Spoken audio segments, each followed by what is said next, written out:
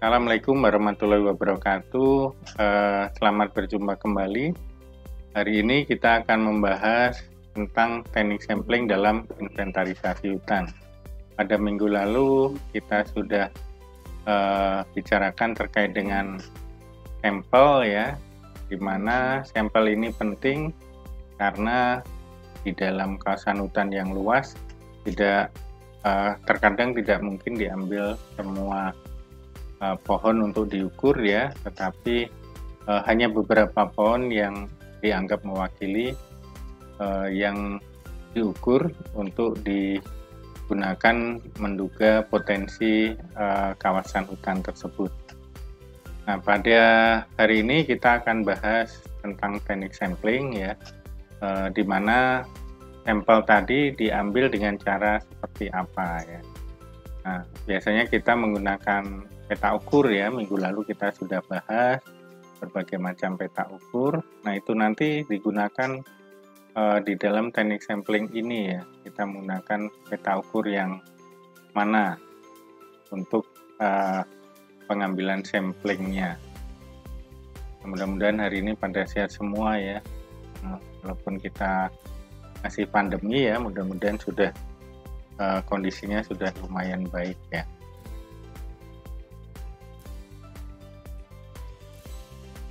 Nah, tujuan dari mata kuliah ini ya adalah tercapainya capaian pembelajaran mata kuliah. Yang pertama adalah mahasiswa mampu mengetahui, memahami, dan menghitung potensi sumber daya hutan melalui analisis data yang diperoleh dari inventarisasi hutan. Kemudian mahasiswa mampu untuk memahami teknik dan metode sampling kehutanan ya. Oke, di dalam inventarisasi hutan beberapa metode sampling yang digunakan antara lain adalah simple random sampling atau sampling acak sederhana, kemudian ada sampling sistematik. Nah, ini sistematiknya atau keteraturannya di mana ini ada beberapa macam ya, ada continuous strip sampling, kemudian ada line plot sampling, dan ada uniform systematic sampling. Kemudian juga ada sampling berlapis atau stratifikasi sampling. Kemudian juga ada sampling bertingkat atau multi-stage sampling. Nah, untuk hari ini kita dua sampel yang akan kita bicarakan ya, yaitu simple random sampling dan systematic sampling ya. Oke, nah untuk simple random sampling atau sampling acak sederhana, maka setiap populasi ya, anggota populasi itu punya peluang yang sama diambil sebagai sampel. Nah, ini peluang yang sama itu bagaimana caranya ya. Nah, ada beberapa cara memilih sampelnya, yaitu dengan cara diundi seperti arisan begitu ya, dikocok, diambil nomornya, ditulis dulu di kertas, dimasukkan ke dalam wadah tertentu ya, kemudian dikocok, nanti dipilih mana satu ya, dan itu nanti dicatat itu sebagai sampel. Kemudian kita bisa menggunakan juga tabel acak ya, baik yang hard copy pakai buku maupun sekarang ada HP atau ada kalkulator ya, itu bisa menggunakan gadget tersebut ya, ada kalkulator HP ya, lebih mudah ya karena bisa dibawa kemana-mana begitu. Kemudian juga ada dua jenis simple random sampling ini, ada yang dengan replacement atau pemulihan dan ada yang tanpa pemulihan atau without replacement. Jadi kalau dengan replacement itu setelah diambil maka dimasukkan kembali sampelnya ya, itu dengan replacement. Tapi kalau tanpa berarti diambil terus sudah, itu yang terambil tidak dikembalikan lagi ya. Nah, biasanya kita menggunakan yang seperti itu gitu, tanpa without replacement. Nah, beberapa hal yang akan kita gunakan ya dalam teknik sampling ini ya, khususnya simple random sampling adalah terkait dengan harga rata-rata dugaan atau sampel ya. Kalau harga rata-rata berarti jumlah dari ukuran sampel tersebut ya dibagi dengan banyaknya sampel tersebut ya. Jadi kalau diameter misalnya diukur ya beberapa pohon, maka nanti pohon satu berapa, pohon kedua diameternya berapa, pohon ketiga diameternya berapa, sampai jumlah sampel ya, misalnya ada 40 pohon ya menjadi sampel, itu dijumlahkan kemudian dibagi dengan banyaknya pohon, yaitu 40. Nah, kemudian ada varian dugaan. Nah, di sini terkait dengan keragaman dari sampel tersebut seperti apa ya, apakah dia homogen atau heterogen ya. Semakin homogen varian dugaannya semakin kecil dan sebaliknya. Kemudian ada kecermatan sampling di sini. Nah, kecermatan sampling ini berkaitan dengan varian dengan rata-ratanya ya, kemudian dikali dengan 100%. Nah, nanti seberapa besar begitu ya simpangannya dengan rata-ratanya itu ya. Semakin cermat tentu saja semakin kecil nilainya ya, karena simpangannya semakin kecil dibandingkan rata-ratanya. Kemudian selang kepercayaan atau confidence interval. Nah, ini terkait dengan rata-rata di plus minus dengan tabel T dikalikan dengan variansnya. Oke, kemudian ada contoh di sini ya. Jika misalnya ini ada satu kawasan hutan, luasannya misalnya 300 hektar ya. Kemudian kita akan ukur begitu ya. Kebetulan sudah ada hasil pengukurannya ya, dimasukkan dalam tabel-tabel begitu ya. Nah, kemudian dari 300 hektar itu kita ingin kecermatan samplingnya 10% ya, berarti 10% kali 300 hektar. Nah, sehingga sampelnya itu cukup 30 hektar ya, karena densitas samplingnya hanya 10%. Nah, kalau peta ukurnya itu satu peta ukur luasnya 1 hektar, maka cukup 30 sampel ya yang diambil.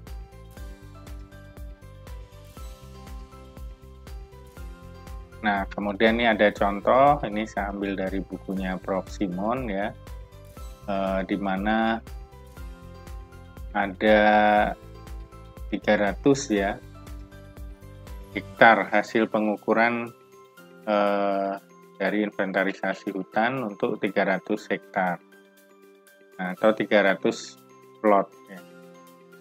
Nah, kalau kita hanya ingin 10% intensitas samplingnya, maka kita bisa pilih 30 plot saja. Nah, kalau secara acak, maka dari sebaran 300 plot ini kita bisa pilih ya, menggunakan angka acak atau diundi, nanti mana yang terpilih ya. Misalnya di sini kalau kita bentuk dalam baris dan kolom ya, di sini ada 20 baris ya. Kita lihat di bagian kiri, kemudian ada 15 kolom, kita lihat di bagian atas. Nanti kita bisa menggunakan angka kolom baris begitu atau baris kolom.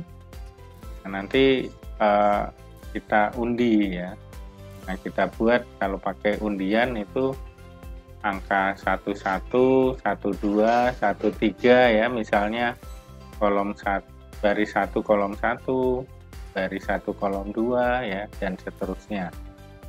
Nah, nanti kita masukkan ke dalam wadah, kemudian kita undi. Kebetulan di sini yang keluar adalah kolom 1, baris 1 kolom 2, baris 1 kolom 3, baris 1 kolom 4 ya, dan seterusnya hingga baris 20 kolom 14 kalau kita lihat dari gambar ini ya. Nah, ini yang jadi sampel peta ukur dengan potensi 36 meter kubik, 60 meter kubik, 45 meter kubik, dan seterusnya hingga yang terakhir 5 meter kubik. Nah, sebanyak 30 sampel. Nah, kemudian kita masukkan dalam tabel seperti ini ya. Nah, sampelnya itu adalah X, ukurannya misalnya meter kubik ya, atau misalnya ini diameter, misalnya dalam bentuk meter misalnya ya. Nah, maka selanjutnya dikuadratkan pada kolom berikutnya ya. Kuadratkan semuanya. Setelah itu hasil perhitungannya kita masukkan dalam rumus-rumus tadi ya. Misalnya ke dalam harga rata-rata ya, di mana harga rata-rata itu adalah jumlah dari seluruh sampel tadi ya, potensi seluruh sampel dibagi banyaknya sampel, yaitu 30 ya. Maka nilainya ini tergantung dari angka undi yang keluar tadi ya, atau angka acak yang keluar tadi. Nah, di sini data-datanya sudah dijumlahkan, kemudian dibagi dengan banyaknya data. Kemudian taksiran volume seluruh tegakan ya, ini dalam satu peta ukur ya, itu 72,87 meter kubik. Karena ada 300 peta ukur, maka taksirannya untuk kawasan hutan tersebut ya adalah 21.861 meter kubik potensinya ya. Oke, selanjutnya variannya berapa di sini? Kita masukkan ke dalam rumus yang sudah kita catat sebelumnya ya. Nah, ketemu 2441,292 ini. Oke, ini varian ya. Kemudian standar deviasinya tinggal CAR ya, mengakar dari mengakarkan tadi ya 2441,292 akan ketemu sekian ya meter kubik. Kemudian varian harga rata-ratanya juga bisa kita hitung ya menggunakan ini. Kemudian standar errornya kita bisa hitung dari akar varian harga rata-rata, dan tingkat kecermatannya bisa kita hitung juga ya. Ternyata 11,74%. Oke, kemudian confidence interval ini menggunakan tabel T ya, untuk taraf kepercayaan 0,05 ya. Jadi di tabel T-nya kita cek nilai 0,05-nya, kemudian N-nya adalah 30 banyaknya sampel. Nah, itu ketemu angka di tabel itu 2,042 ya. Kemudian dikalikan dengan tadi ya, varian seharga rata-ratanya.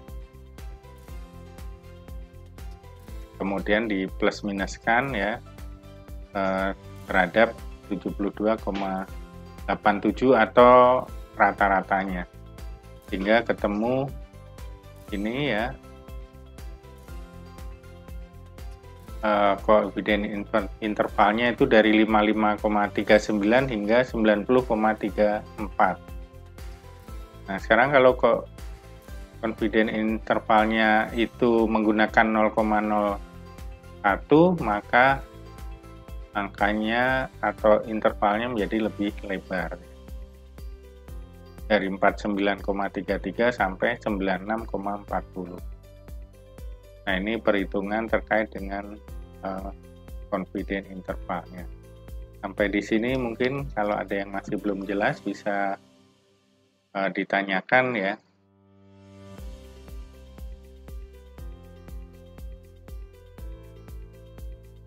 Nah, nanti untuk tabel T kalian bisa lihat itu ada tabel T, biasanya di buku statistik itu ada ya. Bisa dicari di Google ya untuk tabel T-nya. Kemudian sampling yang berikutnya adalah systematic sampling ya,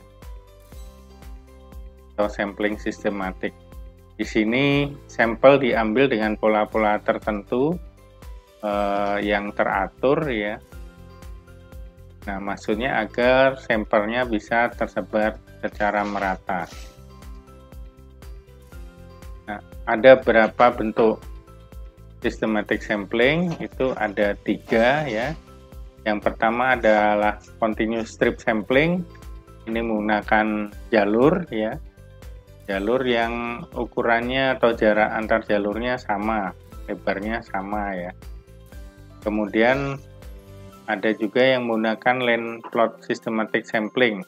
Nah, di sini menggunakan bentuk persegi ya, yang dengan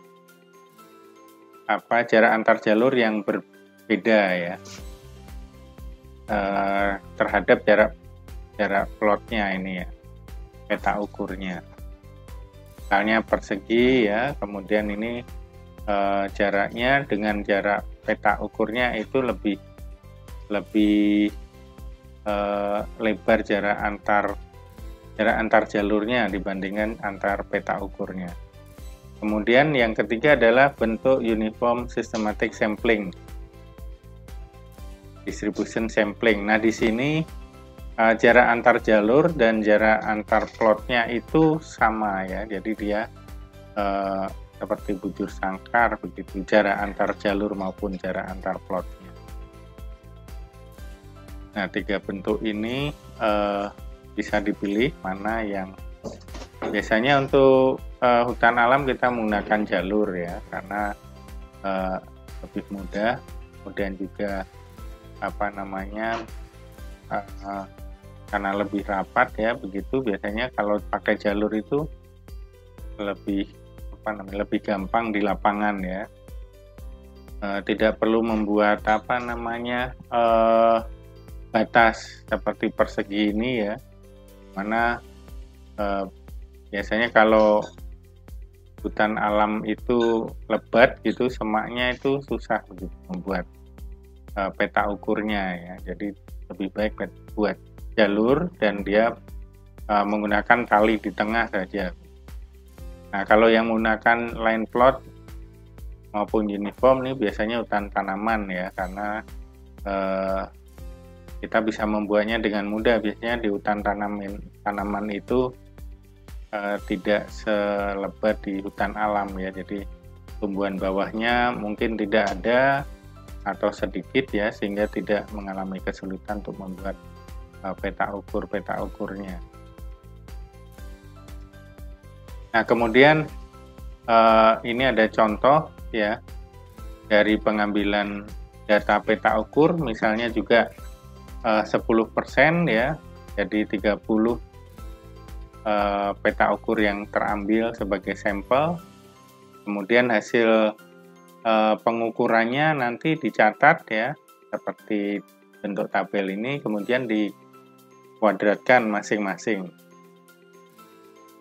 Nah, selanjutnya nanti di total baik untuk masing-masing data maupun kuadrat dari data tersebut ya. Nah, nanti tinggal dimasukkan dalam rumus perhitungan ya. Seperti yang tadi juga terkait harga rata-rata, terkait varians ya, standar deviasi. Nah, nanti coba dihitung ulang ya. Sekalian untuk latihan sehingga bisa lebih memahami perhitungannya. Nah, kecermatannya juga ya, dan confidence intervalnya atau selang kepercayaannya. Nah, di sini adik-adik bisa berlatih ya, mencoba menghitung, atau silahkan menggunakan data lain dari 300 peta ukur yang ada ya, mungkin dipilih yang lain, misalnya 10%-nya 30 peta ukurnya ya. Nah, nanti bisa digunakan untuk berlatih di sini. Nah, untuk selang kepercayaan bisa menggunakan tabel T 0,05 atau 0,01. Baik, kemudian untuk continuous strip sampling ya. Nah, ini kita bisa menggunakan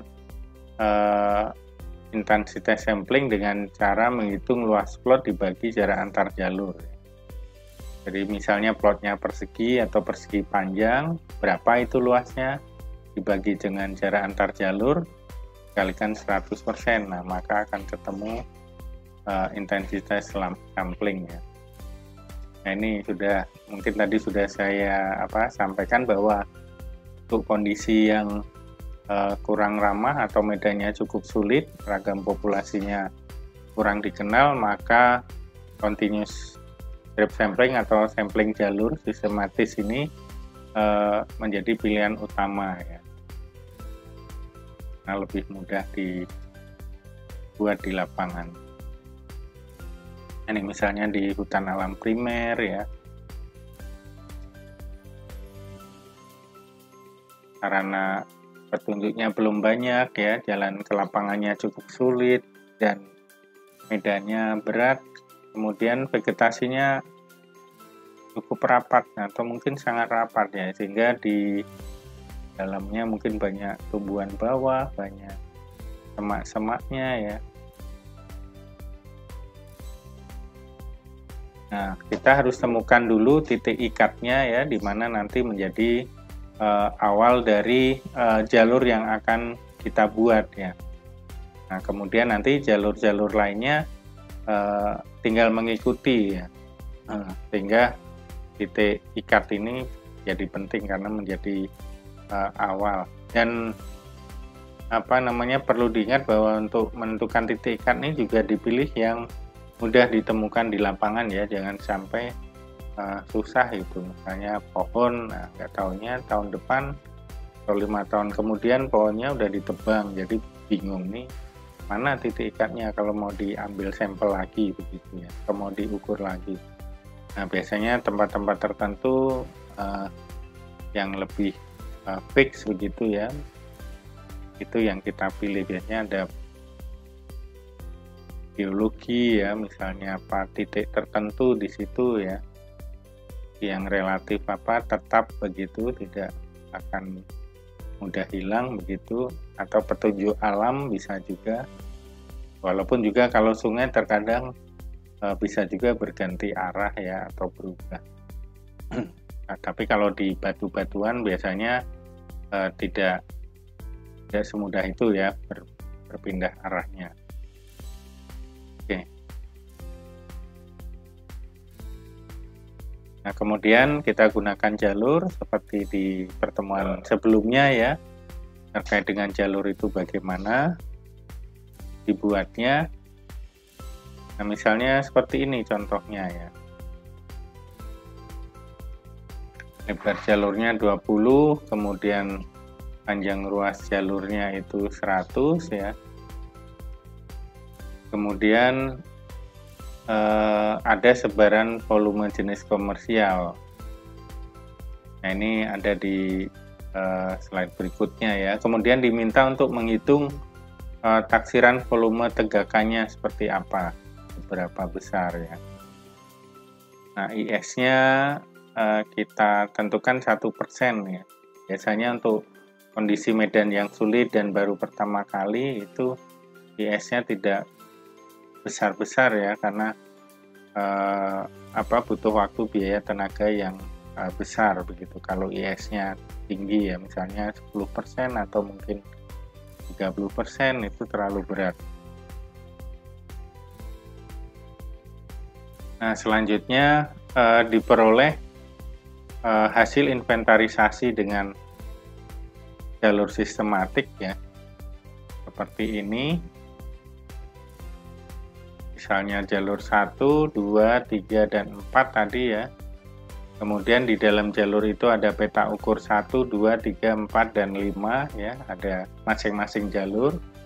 Nah, kemudian dicatat di dalam jalur-jalur tersebut potensinya.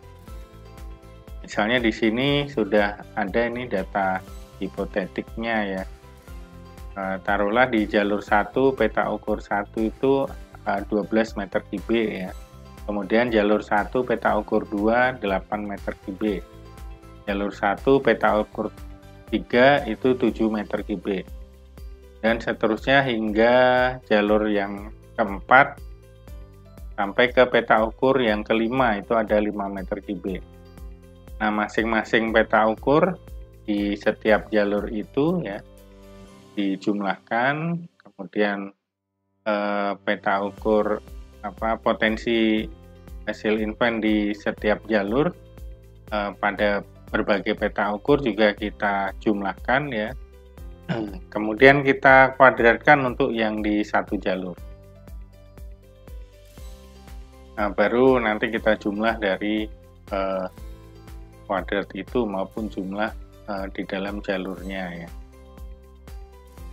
Oke, kemudian perhitungan yang digunakan di sini. Nah, ini ada yang kita menggunakan jalurnya, ada kita menggunakan peta ukurnya ya. Jadi jalur ke-1 peta ukur ke-1.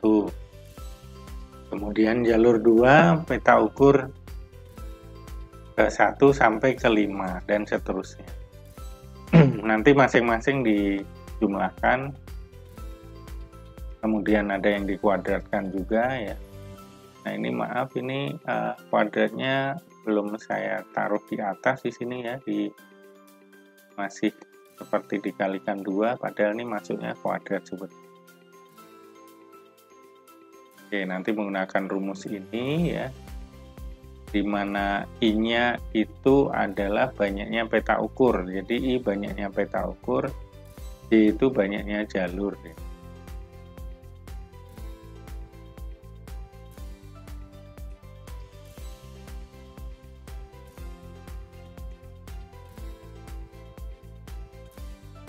Oke, nanti kita hitung, kemudian kita peroleh 0,625 untuk S kuadrat dari rata-rata. Kemudian variannya, standar errornya itu akar ya, akar dari varian.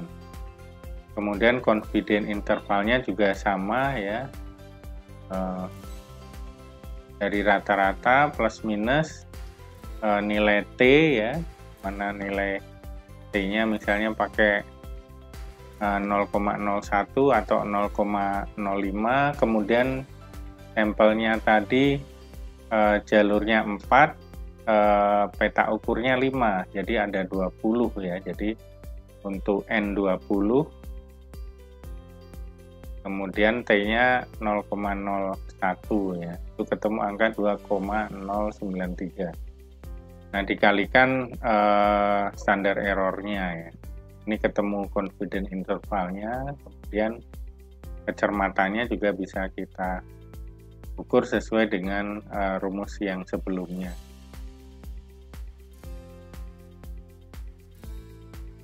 Nah, kemudian systematic sampling yang berikutnya adalah line plot sampling.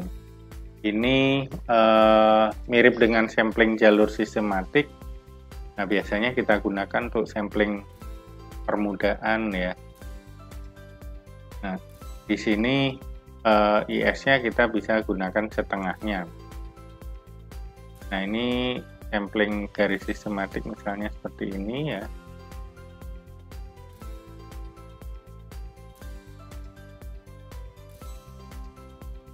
Nah, di sini bukan jalur ya.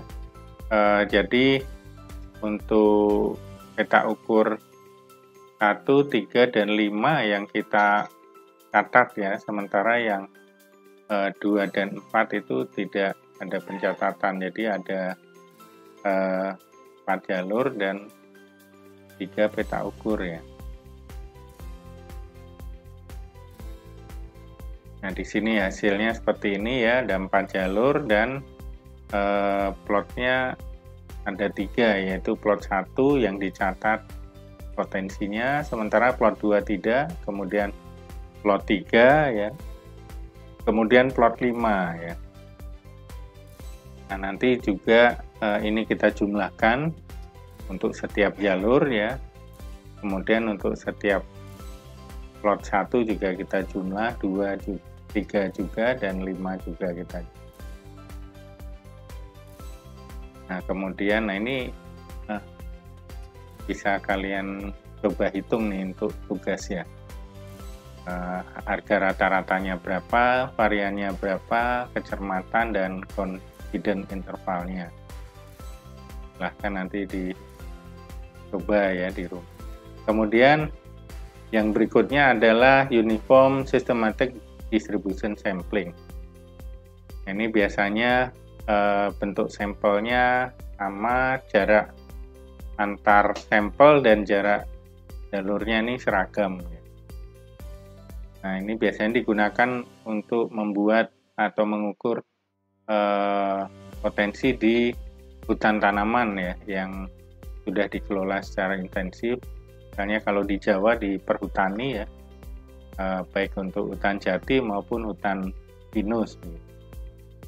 Peta ukur yang dipakai bisa bentuknya lingkaran, kemudian bisa juga persegi atau persegi panjang ya, dengan luas yang disesuaikan dengan umurnya ya. Nah, di sini ada contohnya. Kalau kelas umur 1 dan 2 itu luas plotnya cukup 0,02. Kelas umur 1 dan 2 itu umurnya kurang dari 1 sampai 10 ya. Kemudian yang lebih dari 10 sampai 20. Ini kelas umur 1 dan 2. Kemudian yang lebih besar lagi ukuran diameternya karena umurnya makin banyak ya, yaitu kelas umur 3 dan 4. Ini pakai 0,04. Kemudian untuk yang kelas umur 5 ke atas menggunakan luas plot 0,1 hektar ya. Ini contoh sampelnya, samplingnya ya, diambil secara sistematik tersebar di sini ya, secara seragam. Misalnya yang pink-pink ini ya.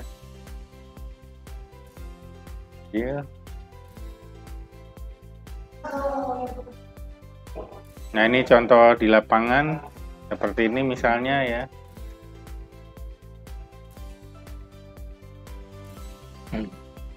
Nah, kalau di sini ada contoh ya, luas tegakan jatinya 20 hektar, umurnya 50 tahun. Nah, kita bisa menentukan titik awal atau titik ikat awal itu dengan random misalnya ya, mau menggunakan undian atau menggunakan tabel random ya, angka acak. Nah, ini ditentukan di ruangan, di kantor begitu, dalam peta skala tertentu misalnya, semakin besar skalanya semakin bagus ya. yaitu 1:10.000 kalau ada ya, bahkan kalau bisa 1:5.000 itu juga lebih bagus. Nah, kemudian kita tentukan intensitas samplingnya ya berdasarkan jarak antar PU-nya ya, dan kita bisa tentukan jumlah peta ukurnya dari penentuan intensitas sampling ya, kemudian luas total dan luas PU, misalnya kita ketemu 5 plot begitu ya. Nah, ini hasil ukuran dari 5 peta ukur atau 5 plot tersebut ya. Misalnya di sini terkait luas bidang dasarnya ya. Atau bisa juga diameternya misalnya ya, karena ini kalau luas bidang dasar kuadrat ya, ini belum kuadrat, jadi apa namanya diameter. Nah, bisa kita hitung LPD-nya, LPDS-nya ya. Nanti dijumlah, kemudian masing-masing dihitung luas bidang dasarnya, kemudian dijumlahkan. Totalnya berapa dalam satu plot ini ya. Ini misalnya ada 3 pohon untuk peta ukur 1, ada 3 pohon untuk peta ukur 2, kemudian ada 4 pohon untuk peta ukur 5. Nah, nanti dihitung LPDS per plotnya, kemudian dihitung LPDS per hektarnya. Nah, kemudian nanti dimasukkan dalam rumus ini ya. Ini coba dihitung juga varian rata-rata, standar error, kecermatan, dan selang kepercayaannya. Oke, mungkin kalau ada yang masih belum jelas ya, silakan bertanya. Kemudian dicoba untuk menghitung ya tadi beberapa contoh data untuk latihan di rumah. Mudah-mudahan dengan semakin banyak latihan itu semakin mudah memahami. Oke, demikianlah pertemuan hari ini ya. Kita akan sambung lagi minggu depan dengan materi teknik sampling bagian kedua ya, karena kita belum membahas tentang stratifikasi maupun yang bertingkat ya, dan yang bertahap ya. Oke. Saya akhiri. Wassalamualaikum warahmatullahi wabarakatuh.